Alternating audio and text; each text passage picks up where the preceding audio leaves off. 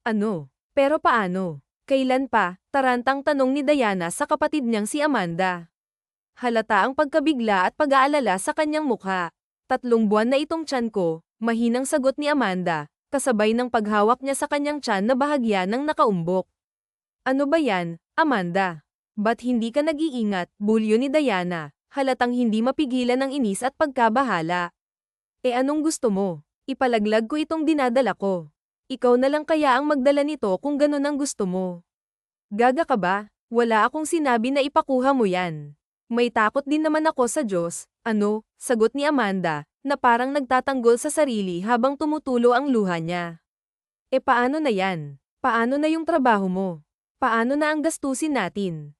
Alam mo namang hirap na tayo, patuloy na tanong ni Diana, na halatang nag-aalala hindi lang para sa kapatid kundi para rin sa kanilang sitwasyon. Hindi ko alam, pero habang hindi pa halata itong tiyan ko, magtatrabaho na lang muna ako. Kailangan nating kumayod, Diana. Hindi ko pwedeng pabayaan ang anak ko, sagot ni Amanda, pilit na pinapalakas ang loob kahit halata ang takot sa kanyang boses. Hay, o siya, sige. Pero pag nahirapan ka ng kumilos, kailangan mo nang huminto. Hindi pwedeng habang buhay kang magtatrabaho sa kalagayan mo, sabi ni Diana, na pilit na kinakalma ang sarili. Salamat, Diana, sabi ni Amanda, sabay yakap sa kapatid.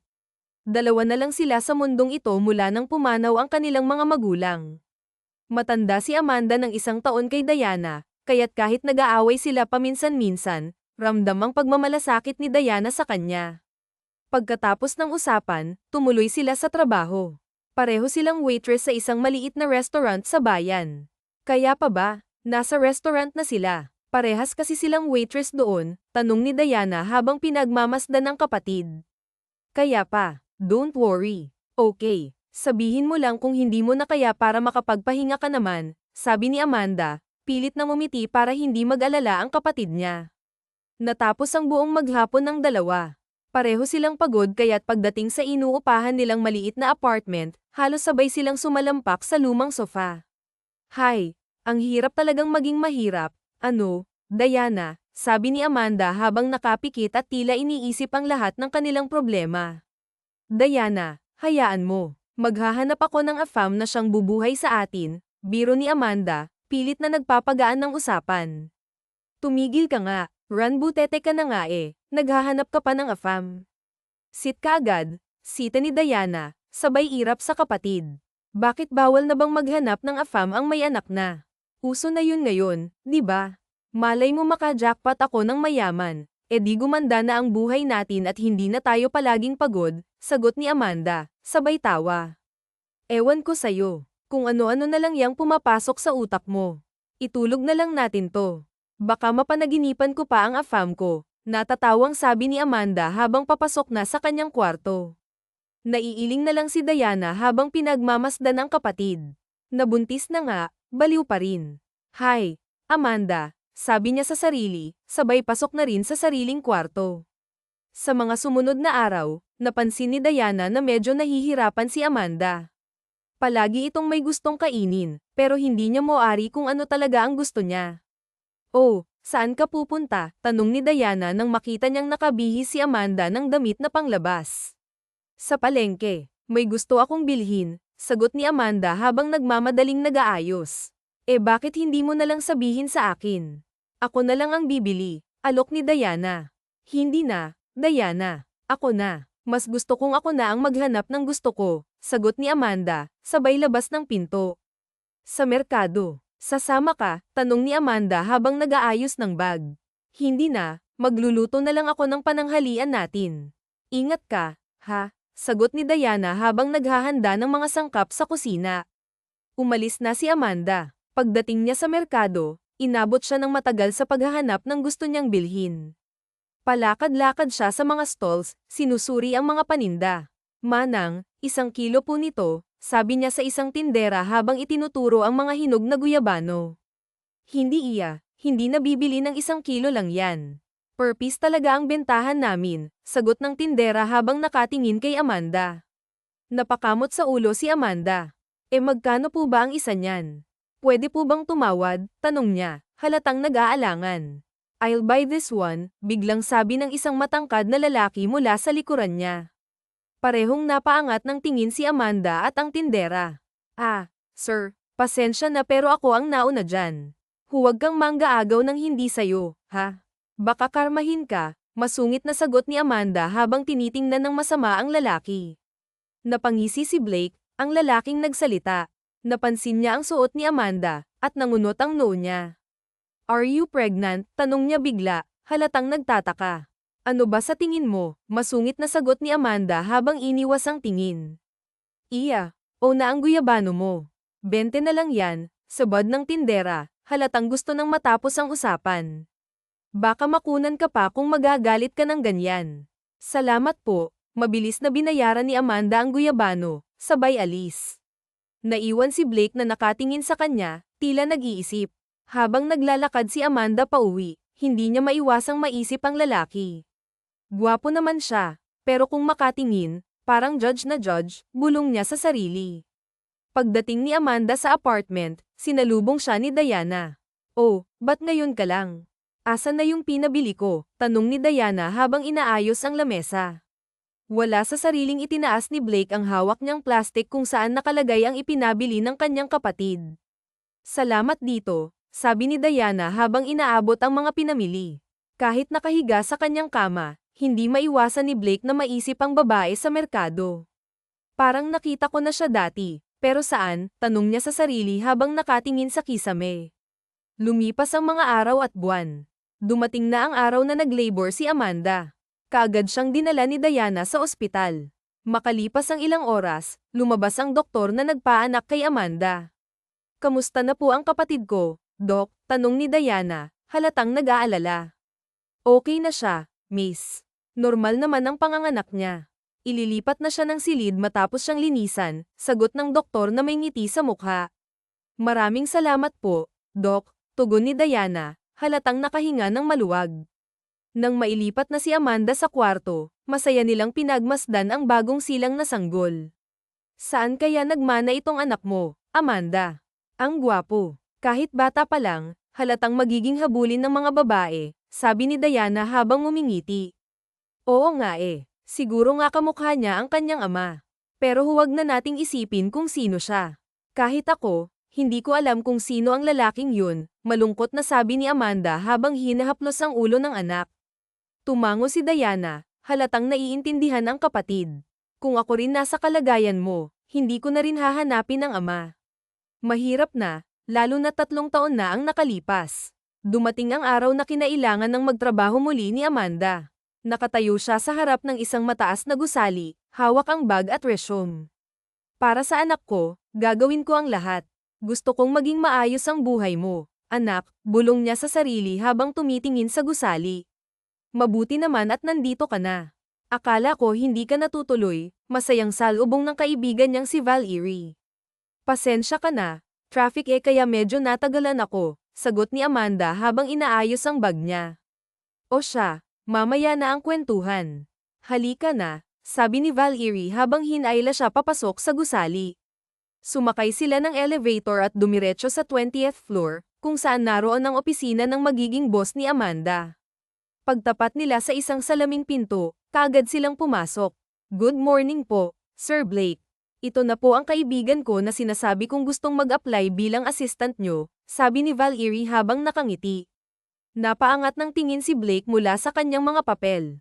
Nang mapadako ang kanyang tingin kay Amanda, tumagal ito na para bang may iniisip. Naramdaman ni Amanda ang kaba at bahagyang pagkailang sa titig ng lalaki. Dala mo ba ang resume mo? Tanong ni Blake, diretso at walang paligoy-ligoy. Opo, sir, mabilis na sagot ni Amanda, medyo nataranta habang iniabot ang hawak niyang folder. Habang binubuklat ni Blake ang resume niya, pilit niyang inaalala kung saan niya nakita ang mukha ng lalaki. Opo, sir, ito na po yung resume niya, dagdag ni Valerie na halatang excited para sa kaibigan. Matapos basahin ang ilang bahagi ng resume, tumango si Blake at tumingin kay Valerie. Pwede na siyang mag-umpisa ngayon, sabi niya, na parang wala nang tanong-tanong pa. Halos mabunutan ng tinik si Amanda nang marinig iyon. Maraming salamat po, sir, halos pabulong niyang sabi habang pilit pinipigilan ang ngiti. Ngunit agad ding sumeryoso si Blake at nagsalita, isa lang ang ayaw ko sa assistant ko, Miss Elba, ang inaakit ako. Trabaho ang ipinunta mo rito, kaya't ingatan mo ang tiwala ko sa'yo. Halos manlaki ang mata ni Amanda sa sinabi nito. Opo, sir. Makakaasa po kayo na hindi yan ang ipinunta ko rito, sagot niya, pilit pinapakalma ang sarili. Good. Mabuti na yung nagkakaintindihan tayo, sabi ni Blake, na tila hindi na naghintay ng sagot bago bumalik sa kanyang ginagawa. Maya-maya'y sinamahan ni Valerie si Amanda upang ipakita ang mga kailangang gawin sa opisina. Nang maiwan na siya mag-isa, pinilit niyang ituon ang pansin sa trabaho. Marunong ka bang magtimpla ng kape? Biglang tanong ni Blake mula sa kanyang mesa. Opo, sir, sagot ni Amanda, na agad na nagtimpla ng kape kahit hindi pa niya naririnig kung gusto ba nito ng matamis o mapait. Dinala niya ito sa mesa ng kanyang boss. Coffee niyo po, sir, sabi niya habang maingat na inilalapag ang tasa. Kaagad na naamoy ni Blake ang mabangong aroma ng kape. Nang tikman niya ito, bahagya siyang ngumiti. Ito ang gusto ko sa kape. Mabuti naman at nakuha mo agad ang tamang timpla, sabi niya, na tila kontento. Salamat po, sir, sagot ni Amanda, bahagyang napangiti. Pwede ka nang bumalik sa trabaho mo, sabi ni Blake, kaya agad siyang tumalima at bumalik sa kanyang desk. Pagsapit ng hapon, nagpaalam na si Amanda na uuwi na. Tumango lang si Blake bilang tugon. Sa labas ng opisina, sinalubong siya ni Valerie. Kamusta ang trabaho mo? Tanong nito habang naglalakad sila palabas ng gusali. Okay naman. Hindi naman mahirap, sagot ni Amanda habang inaayos ang bag niya. Mabuti naman kung ganun. Oh, mauna na ako, ha? Kita-kits bukas, paalam ni Valerie. Pag-uwi ni Amanda sa bahay, sinalubong siya ng anak niyang si Aiden. Hello, my baby boy, masayang bati niya habang pinupuno ng halik ang bilog na pisngi ng bata. Binuhat niya ito at inilabas ang pasalubong. Jeren, may pasalubong si Mama. Tuwang-tuwa si Aiden nang makita ang hawak ng ina. Ang ganda po, thank you, Mama, sabi nito habang tumingkayad at ginawaran ng halik ang kanyang ina. Sa hapunan, tinanong siya ng kapatid niyang si Diana. Oh, kamusta ang trabaho mo? Okay naman, sagot ni Amanda habang kinakain ang hapunan. Mabait ba ang boss mo? Tanong ulit ni Diana. Oo. Maikli niyang sagot, pilit na iniiwasan ang tanong na alam niyang susunod. Gwapo rin ba? Tanong ni Diana, na may halong biro. Binatukan siya ni Amanda. Ano ba yung tanong mo? Nagtatanong lang, alam kong iba na naman ang dulo niyan, sagot ni Diana habang natatawa. Pero seryoso, Sam, gwapo ba yung boss mo? Napabuntong hininga si Amanda. Oo, gwapo. Happy ka na? Napangiti si Diana. Halatang tagumpay sa pang-aasar sa kapatid. Okay na, salamat sa impormasyon. Lumipas ang mga araw at buwan. Unti-unting nasanay si Amanda sa kanyang trabaho bilang assistant ni Blake. Ngunit isang araw, habang nag-uusap sila ni Valerie sa opisina, biglang dumating ang isang babae.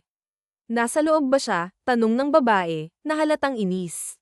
Sabay na napalingon sina Valerie at Amanda. Ano, bingi ka? Ba't hindi ka makarinig? Molditang sabi ng babae kay Valerie. May tenga naman ho ako, Ma'am Denise, at narinig ko po kayo. Sadyang maingay ka lang po talaga, mahinahong sagot ni Valerie habang pilit pinipigilan ang inis.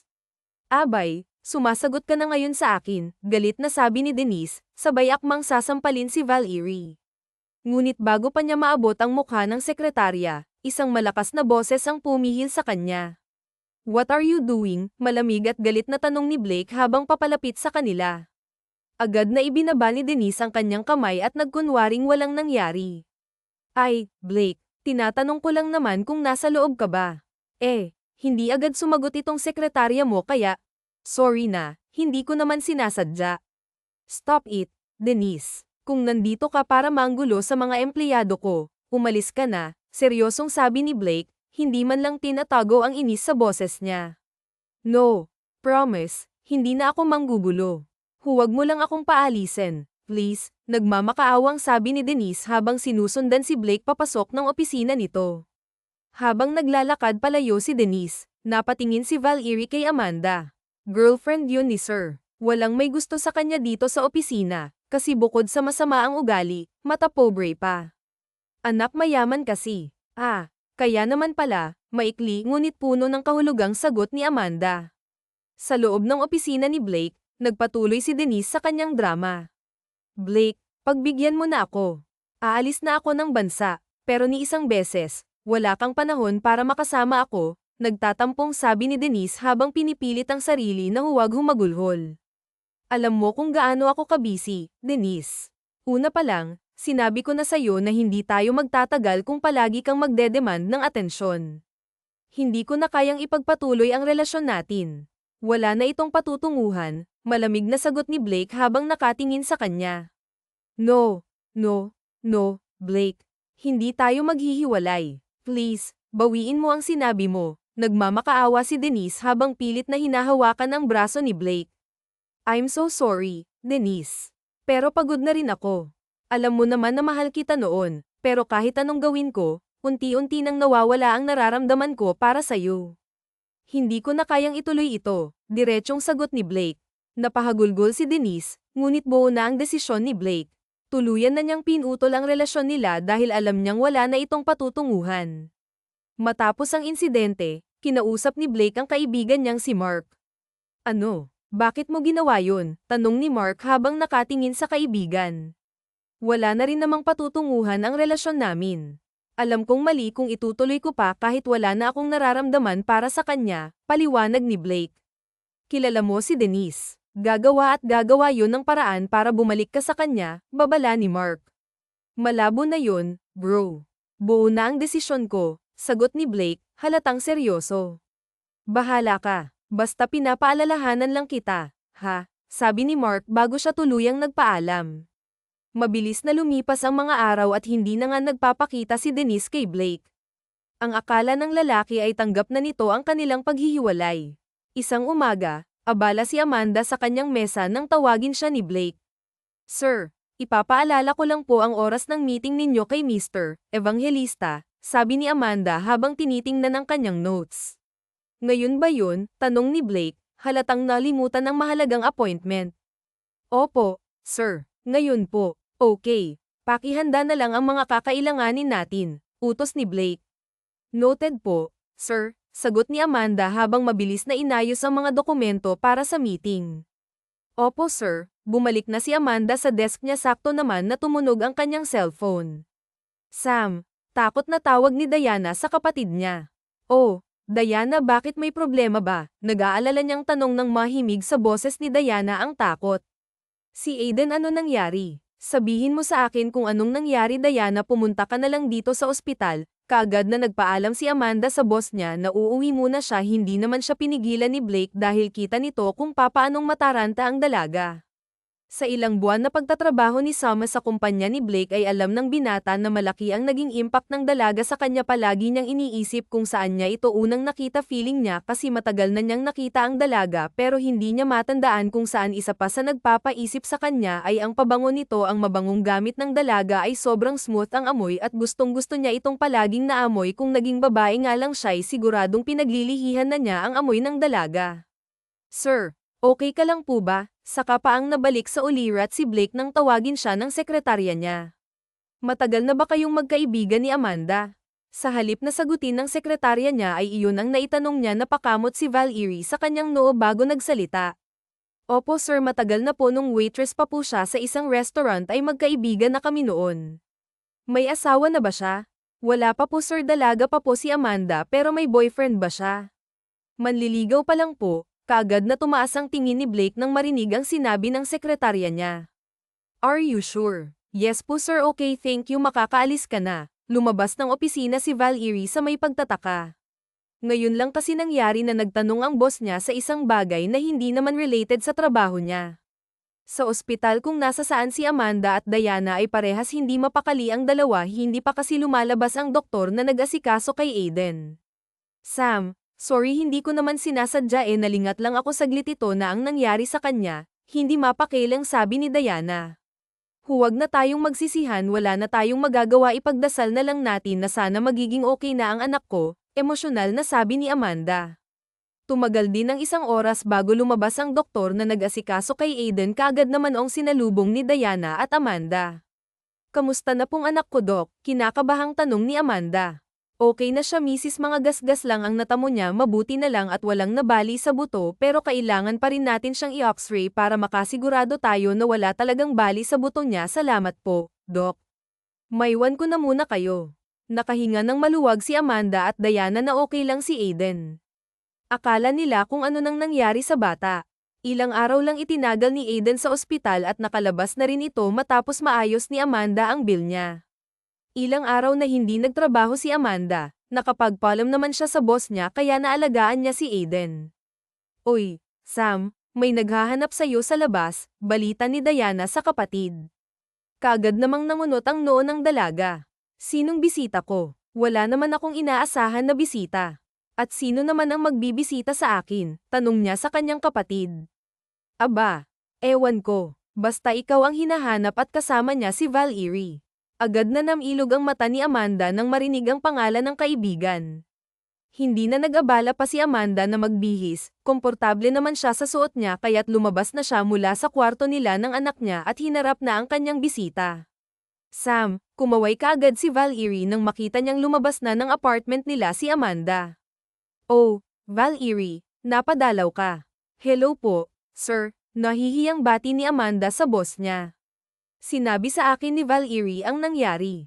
Bakit hindi mo sinabi nang matulungan ka namin? Nakakahiya naman po sa inyo, sir, pero okay naman na po ang anak ko. Mabuti naman kung ganun. Pasok po muna kayo sa loob, yaya niya sa dalawa.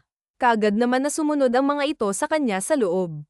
Inilibot ni Blake ang tingin niya sa buong apartment. Masikip iyon para sa kanya pero hanga siya sa linis niyon. Nang magpaalam si Amanda na gagawa lang siya ng snacks ay napadako ang tingin niya sa maliit na mesa kung saan may mga frame na nakadisplay.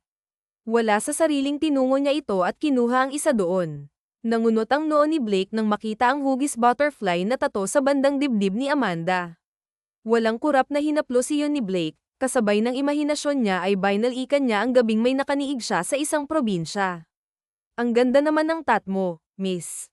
Kasing ganda mo, nakangiting puri ng lalaki sa dalaga habang kasayaw ito. Nakasuot lang kasi ng spaghetti ang dalaga na pinarisan niya ng joggers. Gwapo ka nga, bolero ka naman, natatawang ani ng dalaga habang sumasayaw ito at hindi naman mawala ang tingin ng lalaki sa dalagang nakangiti rin sa kanya. Sir, may problema ba? Ang tanong ni Valerie sa boss niya. Mabilis na ibinalik ni Blake ang hawak niyang frame nang marinig ang sekretarya niya. Wala naman, ngumiti pa siya ng matamis sa sekretarya niya para maniwala ito. Mag-snack muna po kayo. Pasensya na kayo ha at yan lang ang nakayanan ko, nahihiyang sabi ni Amanda. Okay lang. Kamusta na pala ang anak mo? Nauutal na tanong ni Blake. Ayaw niyang mag-assume pero iyon ang gusto ng isip niya. Okay naman na po siya. Pwede ko ba siyang makita?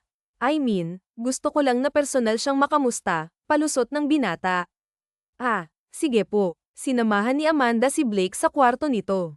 Nadatnan pa niyang kalalabas lang ni Aiden at Diana galing sa banyo. Nang mag-angat ng tingin si Aiden, halos mapa-atras si Blake. Mama, hello baby, may gustong kumausap sa'yo. Say hi to Sir Blake, nakangiting ani ni Amanda sa anak niya. Hi po, sir, maghiliw na bati ni Aiden sa binata. Hello, young man, lumuhad si Blake at pumantay sa bata. Muntik pang gumaralgal ang boses ni Blake habang hawak ang pisngi ng bata. Pilit niyang pinipigilan ang emosyon niya dahil kahit anong pikit niya ay nakikita niya ang sarili niya sa batang kaharap. Pwede ba kitang mahog? Opo, nakangiting ani ng bata. Ito na mismo ang yamakap kay Blake habang ang tatlo ay nakatingin lang sa tagpong iyon. Parang mag-ama ang dalawa sa mga mata nila. Papa. Mahinang bigkas ng bata pero dinig iyon ng tatlo. Nagkatinginan pa nga si Valerie, Diana, at Amanda. Nag-uusap ang mga mata nila pero walang salit ang lumalabas sa kanilang bibig. Tahimik lang sila na pinagmamasdan ang dalawang magkayakap. Baby, hindi siya ang papa mo. Nakakahiya naman kay sir kung tatawagin mo siyang papa, paghingi ng paumanhin ni Amanda. It's okay, namiss lang siguro niya ang papa niya. Nasaan ba yung papa niya? Nagkatinginan muli ang tatlo sa tanong ng binata. Sorry po, sir, nahihiyang sabi ng bata kay Blake. It's okay baby, pwede mo akong tawagin na papa kung kailan mo gusto, nakangiting sabi ni Blake. Pero ang totoo ay parang tumalon ang puso niya sa tuwa. Nagtagal pa ng ilang oras si Blake sa apartment nila Amanda saka sila nagpaalam na umuwi na. Babalik ako rito at dadalhan kita ng maraming pasalubong. May laruan po ba? Maraming laruan, nakangiti niyang ani. Hinalikan muna niya sa noo ang bata bago sila tuluyang umalis. Sam, ang bait pala ng boss mo, no?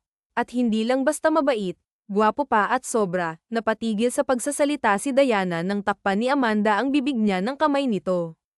Ang ingay mo. Alam ko na iyon. Hindi mo na kailangan pang sabihin. Kinagat ni Diana ang kamay ng kapatid niya kaya nabitawan siya nito.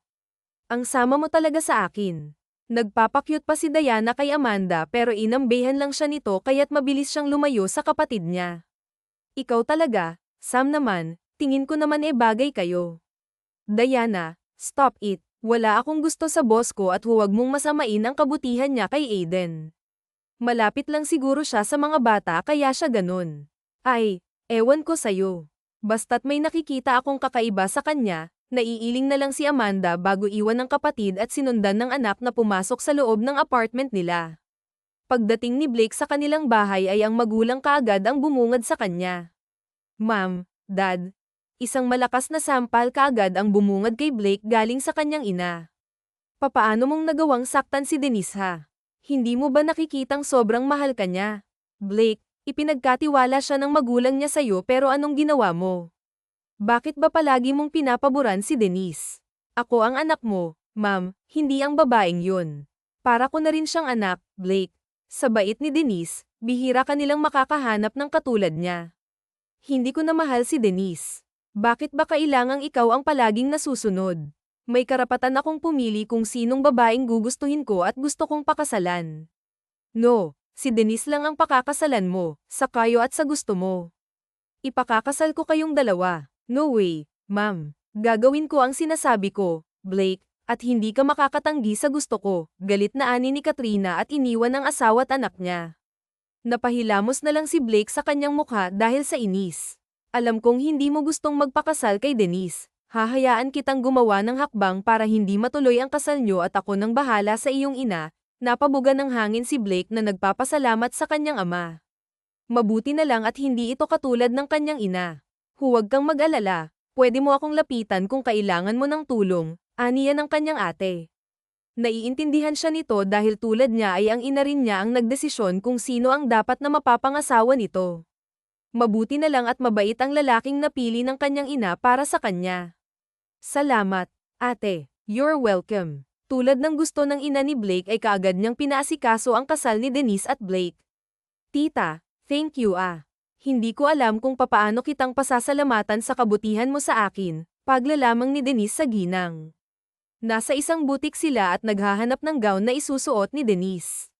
Basta't para sa'yo, iya, gagawin kong lahat, maging asawa ka lang ng anak ko at syempre para na rin sa pagkakaibigan namin ng iyong ina para mas tumibay pa ang relasyon namin bilang magkaibigan. Nakangiting sabi ni Katrina sa dalaga. Niyakap ng dalaga ang ginang dahil sa sobrang tuwa niya. Lihim siyang nagpapasalamat at sa kanya pa rin kumampi ang pagkakataon. Tell me kung uuwi ka na, ihahatid kita sa inyo. May mga binili rin ako para kay Aiden eh. Sir, kakabili mo pa lang po kahapon kay Aiden ng laruan, nakakahiya naman po. Huwag kang mahiya dahil kagustuhan ko naman na ibili siya ng gusto niya at wala naman akong hinihinging kapalit, aniya. Walang nagawa si Amanda kung hindi ang sumunod sa boss niyang nauna pang lumabas sa kanya. Hoy, pansin ko palaging kasama mo si Sir tuwing uuwi ka. May something ba sa inyo? Aminin mo nga, tukso sa kanya ni Valerie. Tumigil ka nga, nakakahiya pag may nakarinig, baka mamaya sabihin nilang nilalandi ko ang boss natin, sagot kaagad ni Amanda sa kaibigan niya. Bakit ka naman nahihiya kung totoo namang nilalandi mo si Sir Blake? Hindi ko alam na makapal din pala ang mukha mo. Akala mo ba hindi namin alam na palagi kayong magkasabay ni Sir sa pag-uwi? Parehong nagkatinginan si Valerie at Amanda sa sinabi ng kasama nila. Magdahan-dahan ka sa pananalita, Ruby, dahil pumapatol ako sa mga taong walang tabas ang dila. Ako'y makapagsalita lalo pat hindi totoong sinasabi mo. Banta kaagad ni Amanda sa katrabaho niya pero inirapan lang siya nito sabay talikod sa kanila. Ito ang ayaw kong marinig dahil alam ko na ang kasunod nito, aniya sa kaibigan niya. Sorry na, Paghingi ng tawad ni Valerie sa kanya. Napabuntong hininga na lang siya bago tumango. Pasensya na po, sir, kung medyo natagalan ako. It's okay. Let's go. Sumakay na si Amanda sa sasakyan, katulad ng unang hatid ni Blake sa kanya ay pinagbuksan siya nito ng pinto. Mula sa hindi kalayuan ay tumaas ang kilay ni Katrina na nakatingin sa babaeng kasama ng anak niya. Balak niya sana itong sunduin para mag-dinner sa labas kasama sila Denise pero nakaalis na ito. Kaya naman pala nakipaghiwalay ka kay Denise dahil may ipinalit ka na pala sa kanya. Hindi ako makapapayag na ang kagaya lang niyang mapapangasawa mo, Blake, dahil hindi siya nababagay sa'yo, ani Katrina at umalis na rin. Masayang sumalubong si Aiden sa dalawa lalo na kay Blake, tuwang-tuwa pa ito sa dalang pasalubong ng binata sa kanya. Thank you po dito, Papa, nakangiting sabi ng bata, nakasanayan na niyang tawagin na Papa si Blake. Hindi naman tumututol ang binata at hinayaan na lang ito. Sam, tingnan mo nga ng mabuti ang boss mo, di ba kahawig niya si Aiden? Tignan mo sa galaw at sa balat at sa ilong, halos magkaparehas lang sila, Diana. Diana yung bunganga mo. Nagsasabi lang ako ng totoo. Hindi kaya si Sir Blake ang ama ni Aiden? Imposible naman yan, Diana. Ang layo ng pinuntahan ko kaya't imposible na siya ang lalaking yun eh. Papaano nga kung siya ang ama ni Aiden?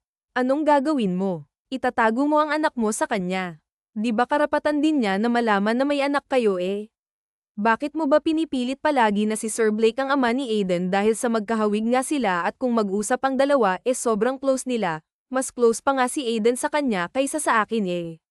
Tama na nga, huwag na natin yan pang pag-usapan, nag-aalala lang ako para sa inyo ng pamangkin ko Sam, dahil kung siya ang ama siguradong pati pamilya ni Sir Blake ay gustong kunin siya, kaya't kung ako sa'yo alamin mo na ngayon pa lang ang totoo. Nagpaalam na si Diana na gagawa ng snacks nila. Naiwan namang nakatulala si Amanda habang pinagmamasdan si Blake. Imposible na siya ang ama ni Aiden, ani ni Amanda. Ayaw niyang paniwalaan ang kapatid pero ang nakikitang pagkaparehas ng dalawa ay parang nakumbinsi na rin siya sa sinabi ni Diana. Mama, laro po tayo, nakangiting kinawayan lang ni Amanda ang anak niyang magtatatlong taon pa lang pero matuwid na itong magsalita at para na itong 5 years old kung mag-isip. Nang dumating si Diana ay hinugasan niya na muna ang kamay ng anak niya bago ito pinaasa. Nang gabi ay nagpaalam na si Blake. Dito ka na lang po maghapunan, sir, yaya ni Diana sa binata. Hindi na, salamat na lang at may pupuntahan pa rin kasi akong kaibigan, tanggi nito sa dalaga habang tahimik lang si Amanda na nakikinig sa dalawa. Babalik ka po agad, Papa, nakangiting pumantay at kinurot ni Blake ang pisngi ng anak niya. Babalik ako baby. Basta't hindi ako busy ha. Tumango-tango ang bata't yamakap muna sa binata bago siya umalis. Habang nasa kotse ay tinawagan ni Blake ang kaibigan niya na siyang gumawa sa kinakailangan niya. Puntahan mo na lang ako sa bahay. Andito na ang pinapagawa mo. Salamat, dude. Walang anuman, basta't para sa'yo. Kinakabahang ibinaba ni Blake ang cellphone niya at binilisan pa ang pagpapatakbo niya ng kotse para makarating kaagad siya sa bahay ni Ryan. Ang bilis birong totoo ng kaibigan niya. Hindi na ako makapaghintay na makita ang resulta. Isinama ni Ryan ang kaibigan sa library niya at doon ibinigay ang envelope na kinuha niya sa ilalim ng lamesa. Buksan mo nang malaman mo kung anong gusto mong malaman. Hindi na nag-atubili pa si Blake na buksan ang envelope, unang bumungad sa kanya ang larawan ni Amanda habang masayang nakangiti. Nang tignan niya ang isang papel ay halos hindi kumukurap ang mga mata niya na nakatingin sa resulta ng DNA.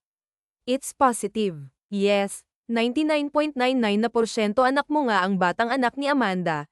Ibig sabihin siya yung babaeng binalikan mo sa probinsya noon ani Ryan. Namula ang mga mata ni Blake at halos hindi makapaniwala sa nakita.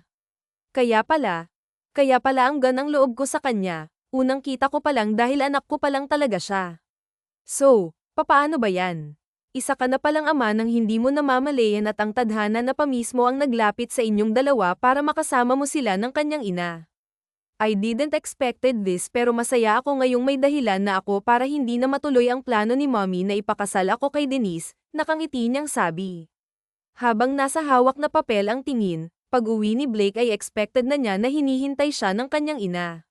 Mabuti naman at nakauwi ka na. Ano bang pinakain sa'yo ng babaeng yun at dumidikit ka sa kanya ha? Ni Katie Ting hindi niya mapapantayan si Denise, ni Kalingkingan hindi niya kayang lagpasan ang babaeng gusto ko para sa'yo, galit na ani ni Katrina. Kailan ka pa naging stalker ko, ma'am? Ganun ba talaga kataas ang tingin mo sa iyong sarili at ganyan ka na ang humusga kay Amanda? Galit na sagot ni Blake sa kanyang ina. Hindi siyang nababa kay Sao dahil isa siyang gold digger. Hindi siya gold digger, ma'am. Wala siyang hinihingi sa akin at lalong wala kaming relasyon. Masyado lang nabilog ni Deb ang utak mo kaya ganyan ka kung makahusga. Isang malakas na sampal ang damapo sa mukha ni Blake na siyang ikinataka niya. Ngumiti si Blake sa kanyang ina ng matamis habang naiiling, hindi ko alam na sa isang iglap lang ay nagbago ng hinahangaan kong ina dahil lang sa sulsul ng ibang tao. Ang bilis mang nagbago, hindi na ikaw ang mamay kong mapagmahal at maalalahanin sa mga anak niya. Huwag mo sanang hintayin na mawalan ako ng respeto sa'yo, ma'am. Mahal kita dahil ina kita, pero hindi ko maaaring sundin ang gusto mo para lang mapatunayan kong mahal kita. Kahit ano pang pilit mong gawin, hindi ko pakakasal ang babaeng gusto mo para sa akin dahil may nakita na akong karapat-dapat para maging kabiyak ko at hindi mo ako mapipigilan. Iniwan ni Blake ang ina sa sala. Hindi naman nakagalaw si Katrina sa kinatatayuan niya. Unang pagkakataon na sinagot siya ng anak at nasasaktan siya sa binitawan nitong salita sa kanya. Sige, palagi mo pa yang gawin at ang anak mo na mismo ang lalayo sa Onion, ang kanyang asawa na nakikinig lang pala sa kanila. Pero gusto ko lang namang makita siyang masaya. Bakit ba hindi nyo naiintindihan yon? Dumaang ka rin sa arranged marriage, Kisa. Baka nakakalimutan mong tinakasan mo lang din ang naka-arrange noon, Sao. Huwag mo naman sanang gawin sa anak mo ang ginawa ng magulang mo noon sa'yo. Kahit ako hindi ko na alam kung papaano kong ibabalik ang dating Katrina na nakilala ko at minahal ko ng husto at kung may pagkakataon man ako, gusto kong makita't kasamang unang Katrina na siyang dahilan kung bakit ako natutong magmahal sa katulad mong mayaman. Sa ginagawa mo ngayon, pinapakita mo lang sa akin na hindi ako karapat-dapat para sa'yo dahil katulad ng babaeng hindi mo gusto mahirap lang din ako kagaya niya at kung patuloy kang ganyan mas mabuti na rin sigurong maghiwalay na lang tayo, sabay alis nito sa harapan ng asawa niya. Arthur, ginagawa ko ito para sa anak natin at hindi para sa atin, sigaw ni Katrina sa asawa niya, pero hindi na nakinig pa ang asawa niya kaya't galit na umupo na lang siya sa sofa. Kinabukasan, pumasok si Amanda pero wala si Blake kaya't ang naging trabaho niya ay inayos at nilinis na lang niya ang loob ng opisina ng binata nang biglang may pumasok.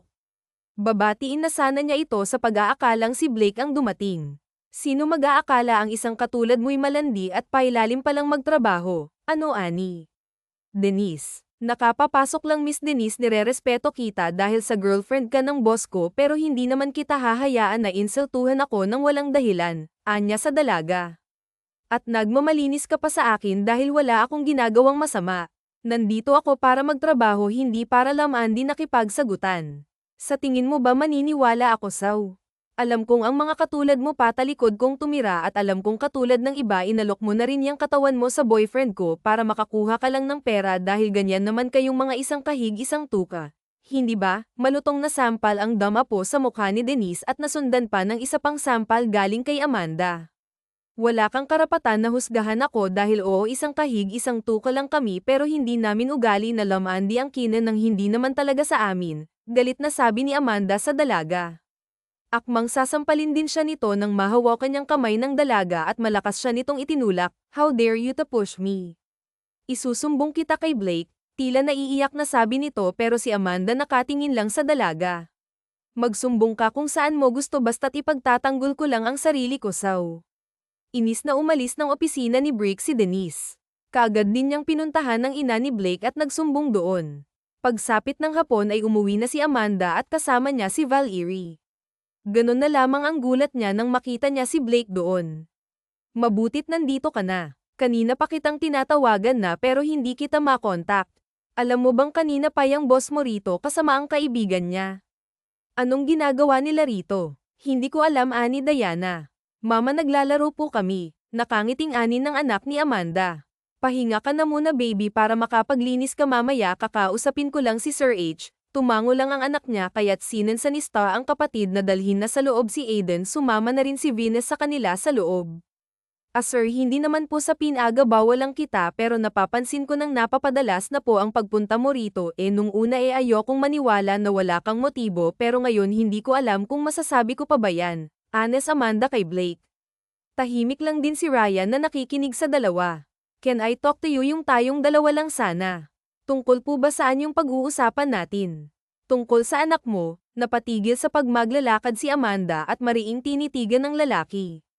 Ano ang tungkol sa anak ko? Kinakabahang tanong ni Amanda sa binata. Sumakay ka na, mabilis na sumakay sa kotse si Amanda nang pagbuksan siya ni Blake. Sumakay na rin ang binata. Alam kong hindi ka maniniwala at hindi rin naman ako makapaniwala pero ito ang totoo.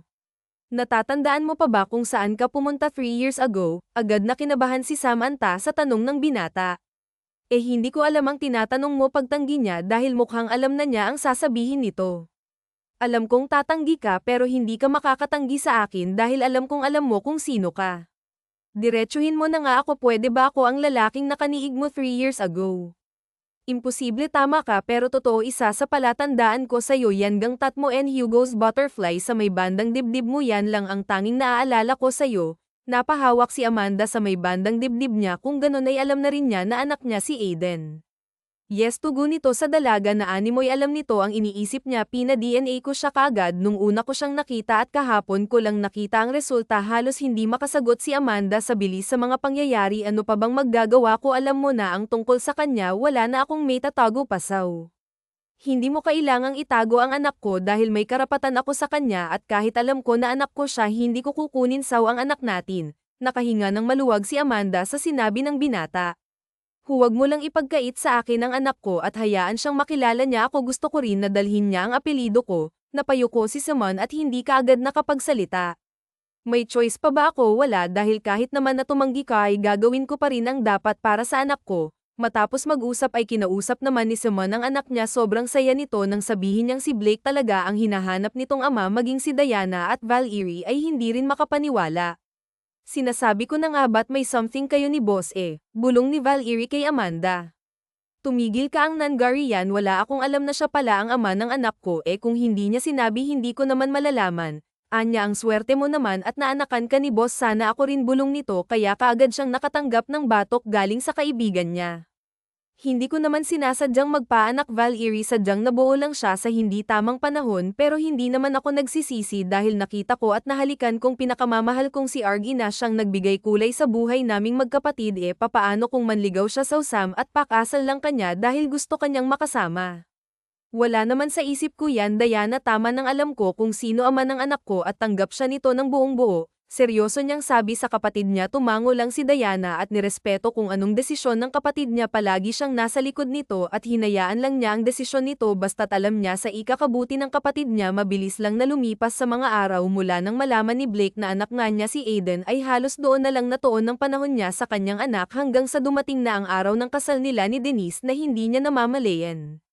What is this? Anong ibig sabihin nito? Galit na bulyo ni Brick sa mga taong nasa loob ng sala nila. Sir, makeup artist po kami ang kinuha ng mommy mo para mag-makeup saw para sa wedding mo. Liwanag ng makeup artist. What? Yes son, matutuloy ang kasalo ni Denise whether you like it or not. How dare you? Dumagundong ang galit na boses ni Brick sa apat na sulok ng kanilang sala. Ina lang kita pero wala kang karapatan na pangunahan ako sa mga desisyon ko kung sino ba ang gusto kong pakasalan at sinong gusto mo, ang babaeng ina ng anak mo. No way Blake, matatang tanggap ko pa ang anak mo pero never kong matatanggap ang ina niya para maging asawa mo. Galit ding sabi ni Katrina. Lihim niya palang pinasuso ang anak niya kung saan ito palaging pumupunta. At sa tingin mo ba magtatagumpay ka sa gusto mo kung gusto mong magpakasal kay Denise? Ikaw ang magpakasal sa kanya at simula sa araw na ito kalimutan mo ng anak mo ako dahil simula rin sa araw na, kalimutan ko na rin na ikaw ang ina ko, may diing sabi ni Brick sa kanyang ina bago ito iniwan. Wala kang makukuhang mangaling sa akin at hindi mo mahahawakan ng kumpanya kung hindi ka magpapakasal kay Denise, mark my words Blake, sigaw ni Kise sa anak niya. Lininggan ni Blake ang kanyang ina at malalim na tinignan, saw na yang kayamanan mo dahil wala akong pakialam dyan dahil wala akong ina and gaaman sa pera na ang akala niya pera lang ang makakapagpasaya sa kanya. Pagkasabi naw na kaagad na niyang tinalikuran ng kanyang ina. Bricks, bumalik ka rito. Galit na sigaw ni Katrina sa anak niya pero nakasakay na si Bricks sa kanyang kotse.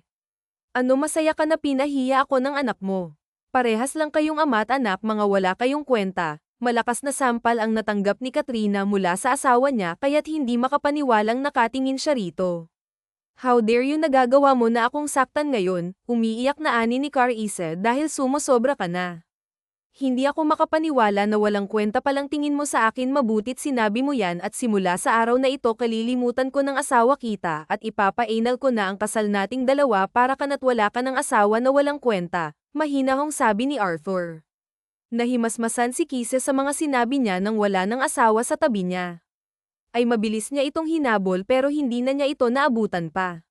Sa simbahan naman ay nagwala si Denise nang malaman na hindi tumuloy si Bricks sa kasal nila, pati ang magulang niya ay nagalit sa pamilya ni Blake at kay Blake mismo dahil sa ipinahiya nito ang pamilya nila at ang nag-iisa nilang Uni kay Ha. Mommy, hindi ko matatanggap, ikamamatay ko ito ma'am, hanapin niyo siya ma'am please, umiiyak na pakiusap ni Denise sa kanyang ina. Naaawa namang nakatingin si Lorraine sa kanyang anak. Let's go sa bahay na tayo mag-usap, nakakahiya na sa mga andito. Pakikiusap ng ina ni Denise sa kanya. Papaano ng kasal ko ma'am, paano pag binibiro lang pala tayo nila tita Kisa diba?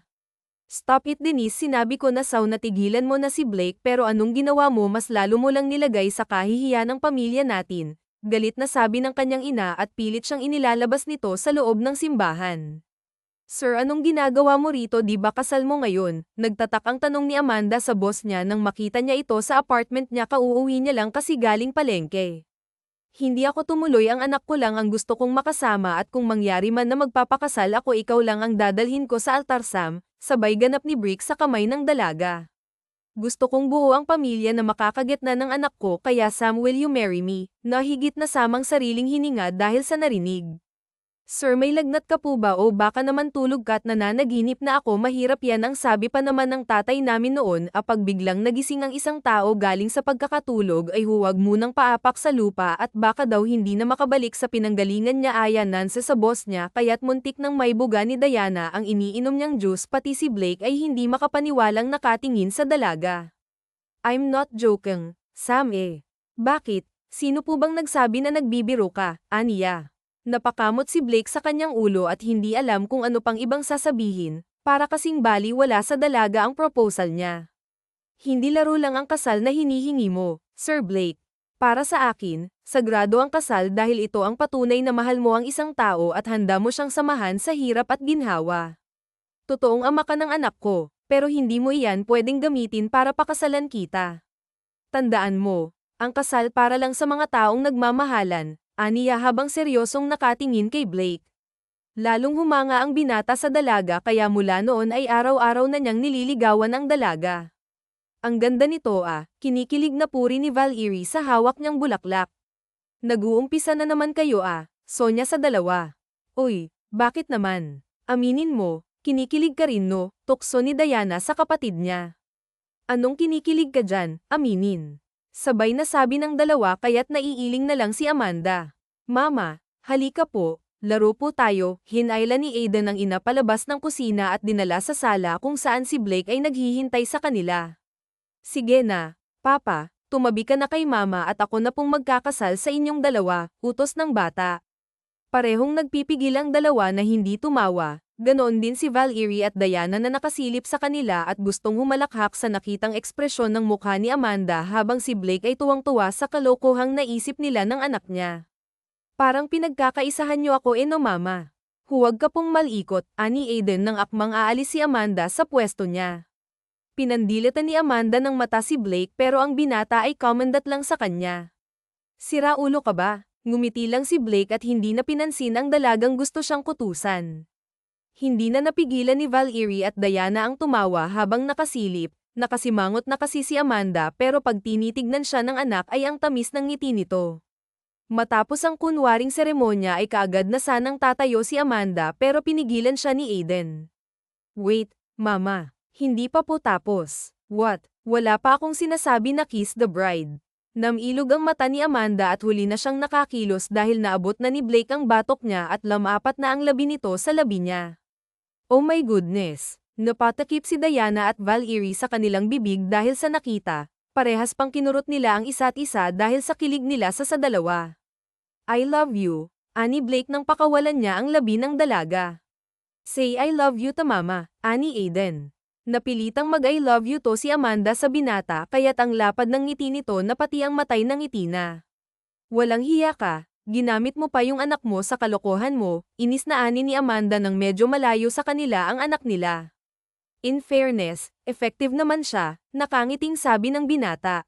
Kaagad namang hinampes ni Amanda ang binata sa dibdib pero hinawakan lang ni Blake ang kamay niya at dinala sa labi nito.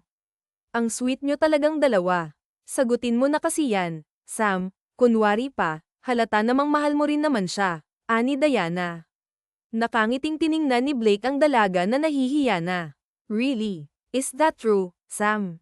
Mahal mo rin ako, pangungulit ni Blake sa dalaga. Dahil sa kaibigan at kapatid niya ay napaamin ng wala sa oras si Amanda na siyang ikinatuwa ni Blake. Finally, nakangiti niyang sabi.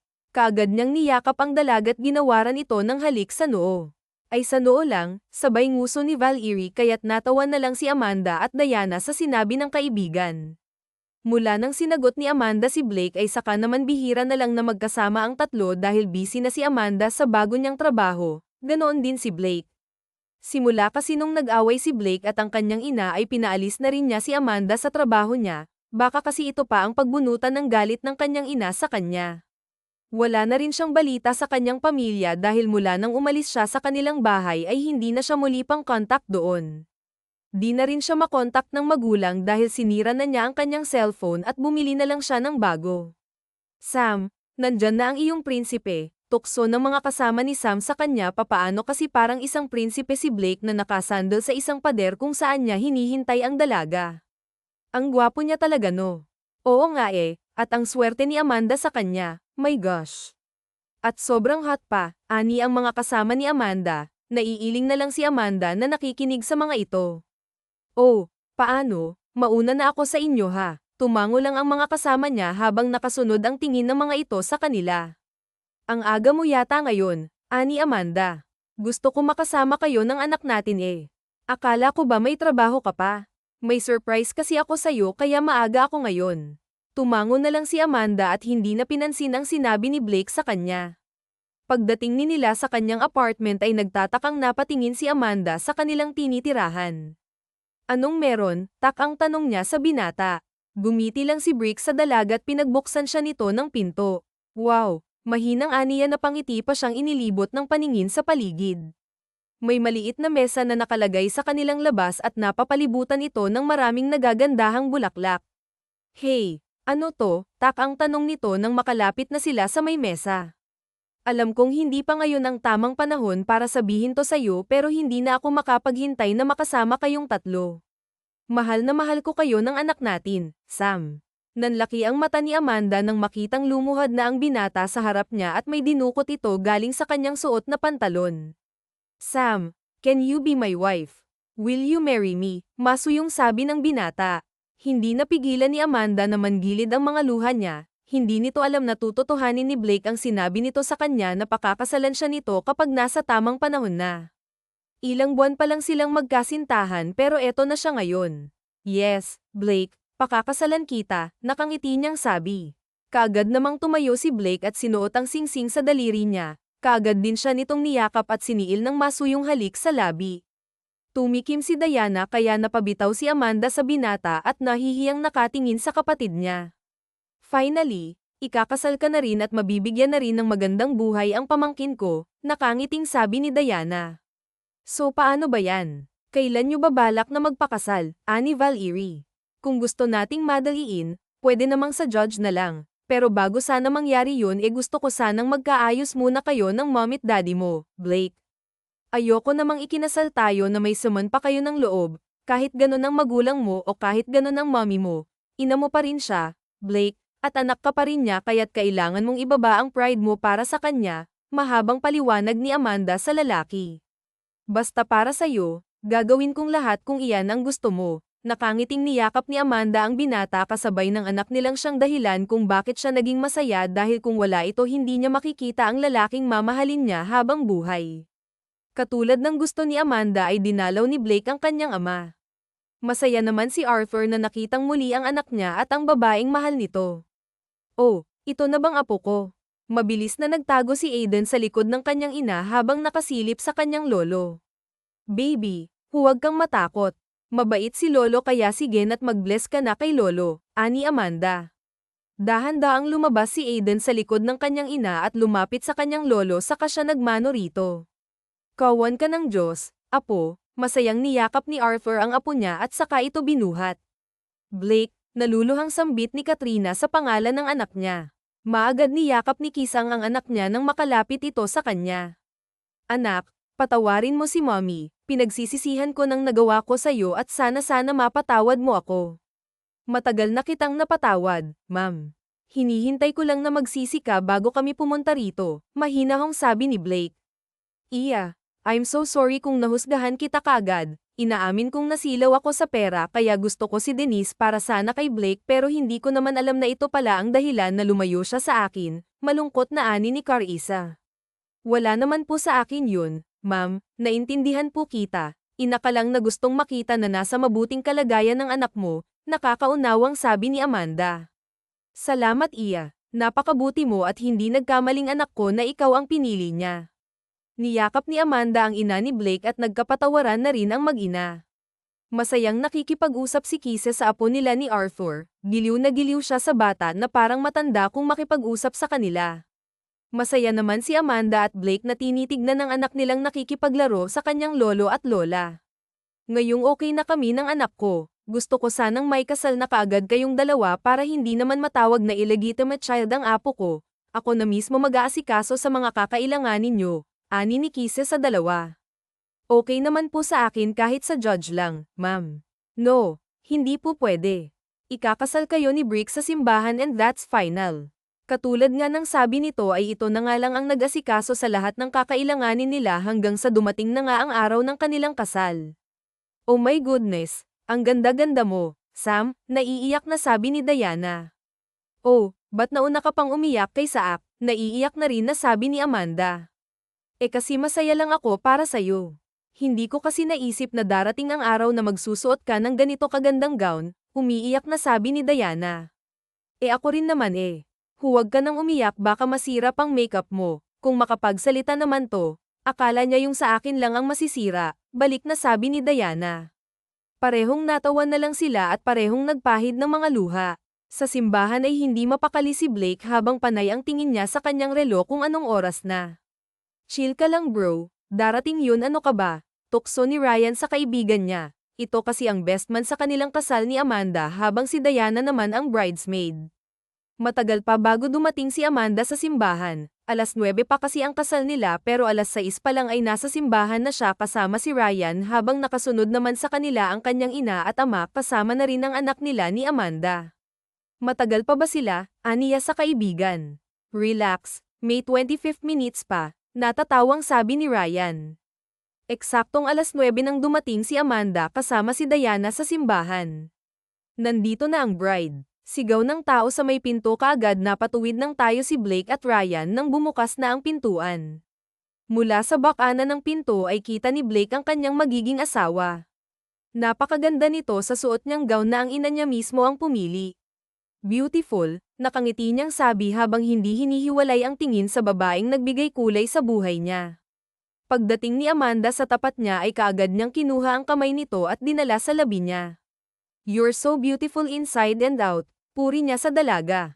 Thank you, nahihiyang sabi ni Amanda. Sobrang saya niya at natupad ang pangarap niya na may kasal sa lalaking mahal niya.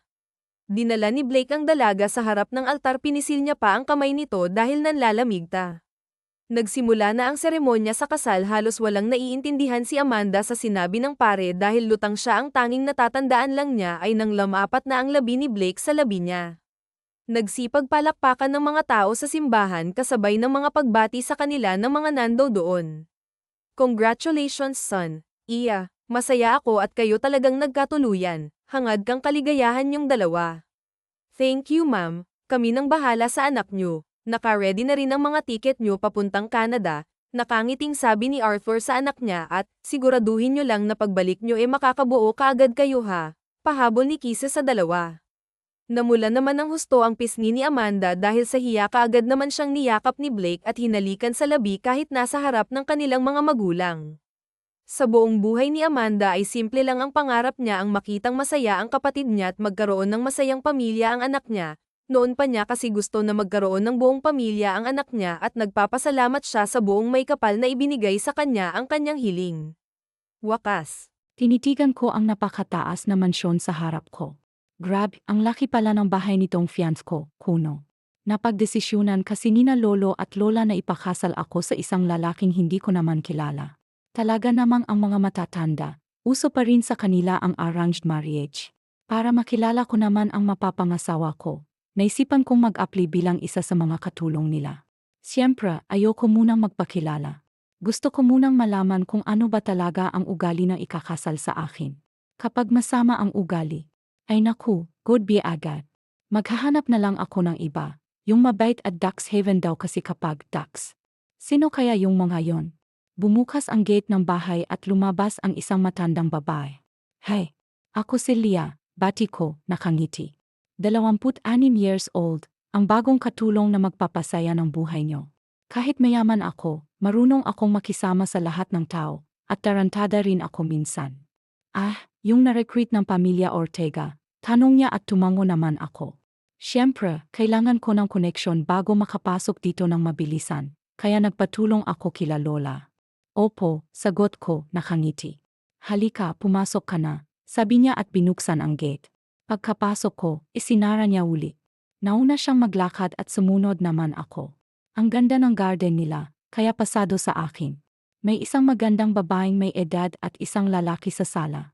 Mukhang sila na ang future in-laws ko, kung sakali. Grabe ang gaganda ng lahi nila, mukhang masasarap. Ma'am, sir, siya na ho yung nirecruit ng pamilyang Ortega. Sabi ng matandang babaeng sumundo sa akin. Ikaw pala yun, iha.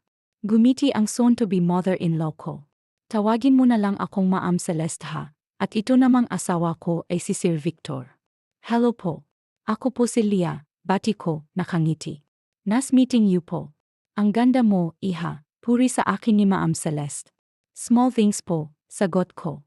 Kapag pinuri ka, magpasalamat ka agad, hindi yung nagpapakit ka pa. Ano po ba ang magiging trabaho ko? Tanong ko. Nagkatinginan silang mag-asawa at parang nag-alangan pa. Yaya ng anak namin, sagot ni Sir Victor, medyo atubili. Kakaalis lang kasi ng yaya niya, at yun lang din ang bakanteng trabaho, kaya doon ka na lang muna namin ilalagay. Madali lang po pala, sagot ko, nakangiti. Easy lang po yun. Sino po ba sa anak ninyo ang alagaan? Bata ho ba, sabi ni Lola. 2 kaya ang anak ng mga Guevara. Malay ko ba kung baby yung isa? 28, sagot ni Ma'am Celeste. Matanda na yung alagaan mo. Hindi lang siya makalakad dahil sa nangyari sa kanya. Tumango-tango naman ako. Ayos na rin naman sa akin yon. Si Sir Vander ang alagaan mo, sabat na matandang babae. Vander, sakto pala siya yung magiging asawa ko kung sakali. Game po ako, sabi ko, nakangiti. Don't worry, ma'am, mabait po ako at mapagkakatiwalaan, kaya huwag po kayong mag-alala sa anak nyo. Nagkatinginan ulit silang mag-asawa. Parang medyo kinakabahan na ako Hindi naman siguro nangangagat yung anak nila. Ibinilin na ako ni Ma'am Celeste kay Manang Rosa dahil may flight daw silang gayon. Si Manang na raw ang magpapaliwanag sa akin ng lahat. Kapag may nangyari raw gayon, makukuha ko pa rin ang sahod ko ng kompleto kahit umalis ako ngayong araw. Manang, ano bang ugali ni Sir Vander? Tanong ko sa kanya. Nangangain ba? Gusto ko naman yung kinakain, kaya ayos lang sa akin. Malalaman mo rin, Leah, sagot nito.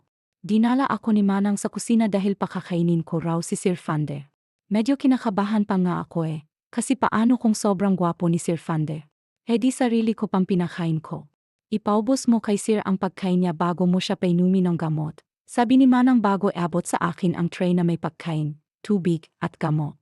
Tandaan mo, Leah, kahit anong mangyari ay nandito lang ako. Pupuntahan agad kita kung sakaling makarinig ng kahit anong ingay. Tumango na lang ako. Grabe namang makapagbiro rito, parang may sinasabing demonyo.